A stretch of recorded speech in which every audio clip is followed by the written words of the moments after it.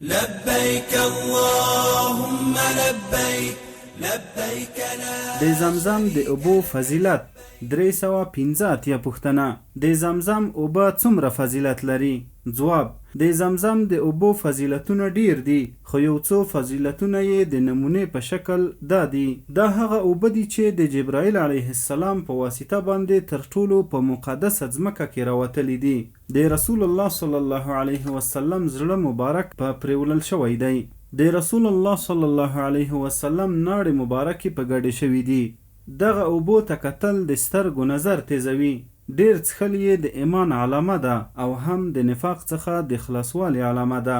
او رسول الله صلی الله علیه وسلم فرمایلی دي چې د ځمکې پر مخ ښه او بهترین اوبه د زمزم اوبه دي. په دغه اوبو کې د خوراک په شان مړتیا او د هر مرض شفا شته، لکه چې ابوذر غفاري رضی الله تعالی عنه مبارک چې په مکه مکرمه کې یوه میاشت تېره کړل، یوازې د زمزم اوبه یې څښلې، هم په مړېدی او هم په اوبه کېدی. او په بل حدیث شریف کې راغلی دی چې څوک دغه اوبه په هر نیت باندې وڅښي هغه کار پکېږي.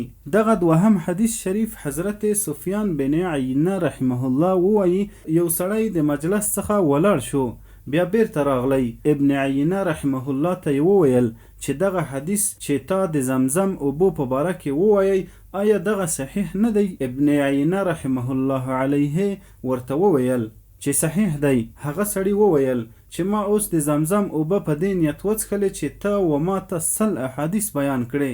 ابن عینه رحمه الله علیه ورته وویل چې کښېنه. هغه هم کښېنستی.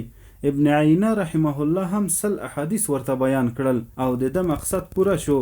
او امام حاکم رحمه الله تعالی د زمزم اوبه په دې نیت وڅښلې چې زما تصنیف ښه او معتبر شي، نو د خپل وخت ډیر ښه تصنیف کوونکی شو. او د فتح الباری مصنف حافظ ابن حجر العسقلاني رحمه الله تعالی وایي چې ما د زمزم اوبه په دې نیت باندې وڅښلې چې الله جل جلاله ما ته د امام الذهبي رحمه الله په شان حافظه په احادیثو کې راکړي. بیا چې ما تقریبا 40 کاله وروسته حج وکړی، نو زما حافظه تر هغه ډیره قوي شوې وه چې ما غوښتله. اللهم لبیک